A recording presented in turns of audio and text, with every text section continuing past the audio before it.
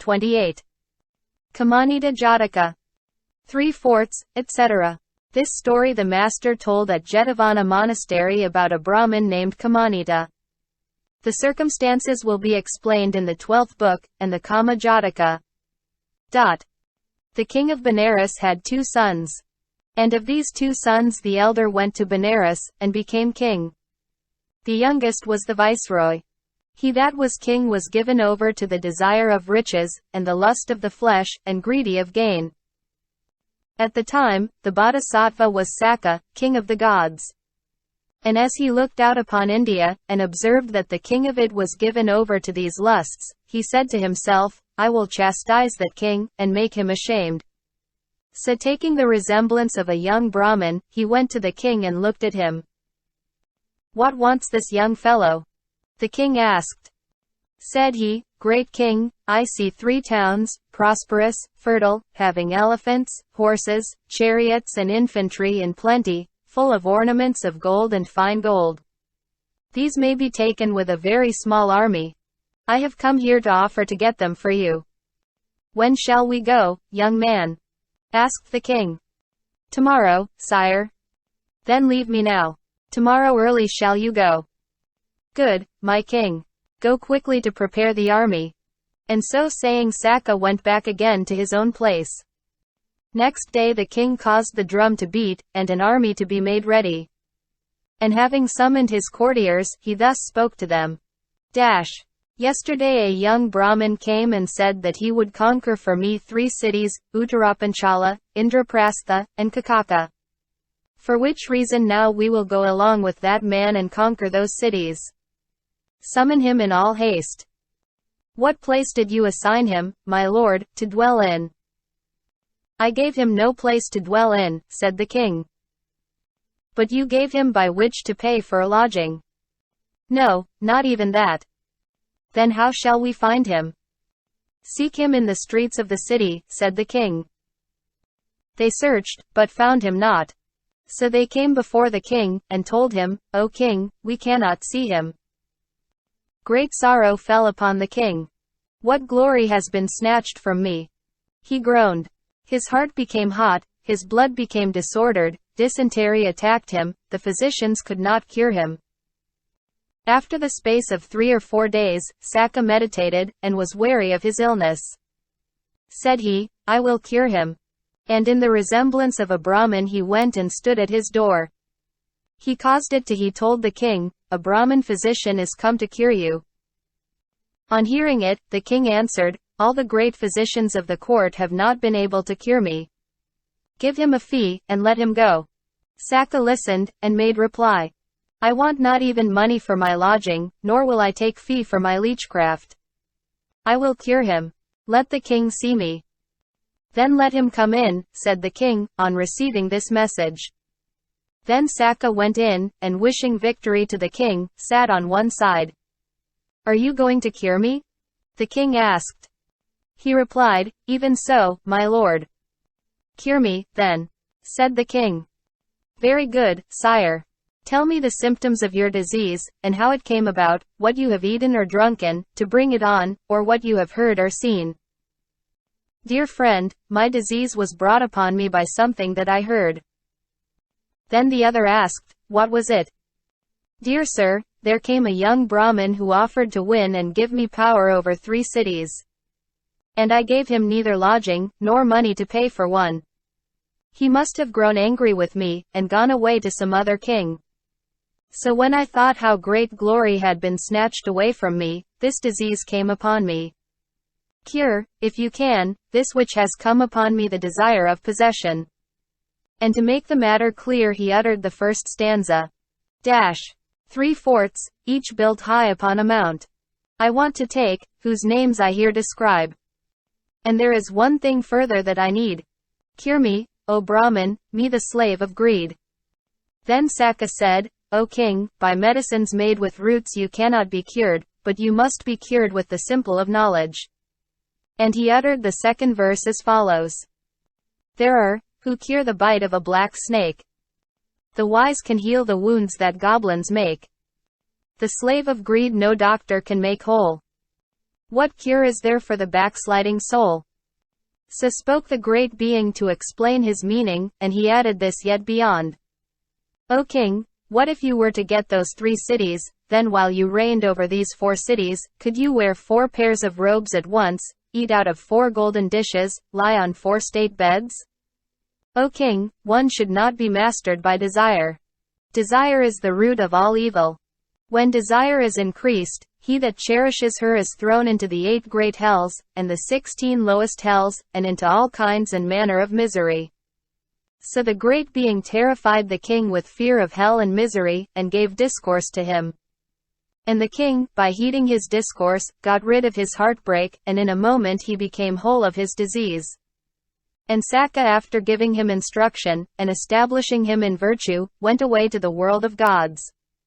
And the king from then gave alms and did good, and he passed away to fare according to his deeds. When this discourse was ended, the master identified the birth. The brother who is a slave to his desires was at that time the king. And I myself was Sakka. Jataka number 229. Palāyi-Jātaka. Lo, my elephants, etc. This story the master told at Jetavana monastery, about a monk, with wandering pleasure-seeking tastes. He moved across the whole of India for the purpose of arguing, and found no one to contradict him. At last he got as far as Shravasti city, and asked was there any one there who could argue with him. The people said, there is one who could argue with 1,000 such, all-wise. Chief of men, the mighty Gautam, Lord of the faith, who bears down all opposition, there is no adversary in all India who can debate with him. As the waves break upon the shore, so all arguments break against his feet, and are dashed to pieces. Thus they described the qualities of the Buddha. Where is he now? Asked the monk. He was at Jetavana monastery, they replied. Now I'll get up a debate with him. Said the monk. So attended by a large crowd he made his way to Jetavana monastery. On seeing the gate towers of Jetavana monastery, which Prince Yetta had built at a cost of 90 millions of money, he asked whether that was the palace where the elder monk Gautam lived. The gateway of it, they said. If this be the gateway, what will the living be like? He cried. There's no end to the perfumed chambers. The people said. Who could argue with such a elder monk as this? He asked. And hurried off at once.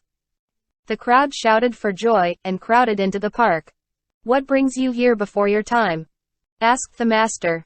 They told him what had happened. Said he, this is not the first time, layman, that he hurried away at the mere sight of the gateway of my living. He did the same before. And at their request, he told an old world tale. Once upon a time, it happened that the Bodhisattva reigned king in Taxila, of the realm of Gandhara, and Brahmadatta in Benares. Brahmadatta resolved to capture Taxila. For which reason with a great army he set on, and took up a position not far from the city, and set his army in order. Here be the elephants, here the horses, the chariots here, and here the footmen.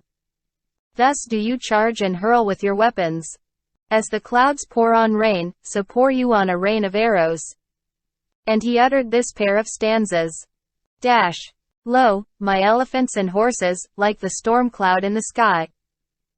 Lo, my surging sea of chariots shooting arrow spray on high. Lo, my army of warriors, striking sword in hand, with blow and thrust. Closing in upon the city, till their rivals shall bite the dust. Rush against them, fall upon them. Shout the war cry, loudly sing.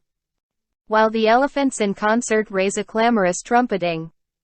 As the thunder and the lightning flash and rumble in the sky. So be now your voice uplifted in the loud long battle cry. So cried the king.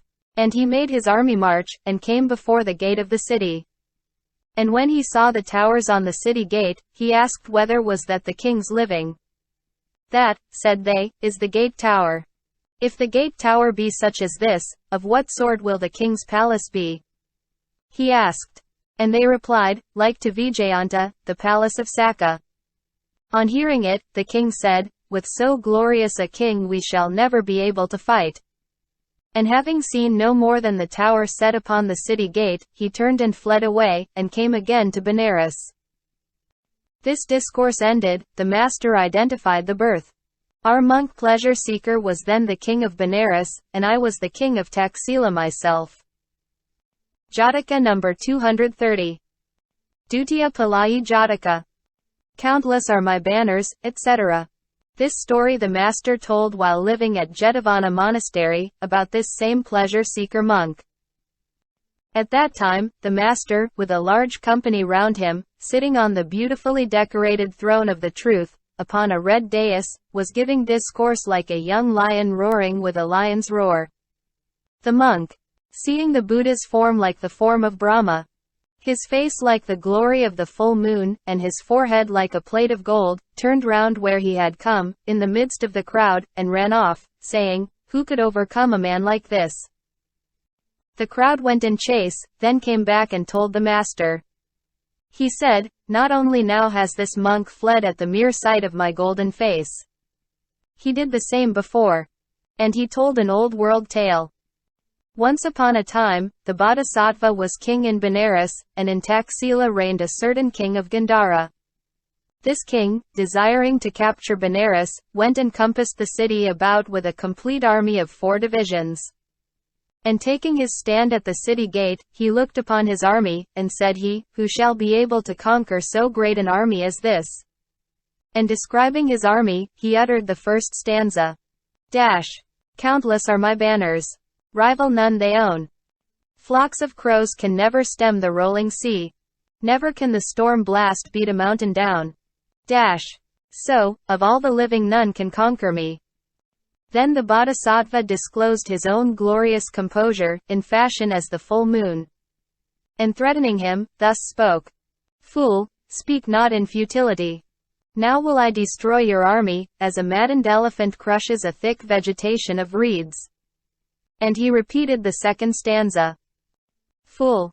And have you never yet a rival found? You are hot with fever, if you seeks to wound solitary savage elephants like me. As they crush a reed stalk so will I crush you." When the king of Gandhara heard him threaten thus, he looked up, and seeing his wide forehead like a plate of gold, for fear of being captured himself he turned and ran away, and came again even unto his own city. This discourse ended, the master identified the birth. The wandering pleasure seeker was at that time the king of Gandhara, and the king of Benares was I myself.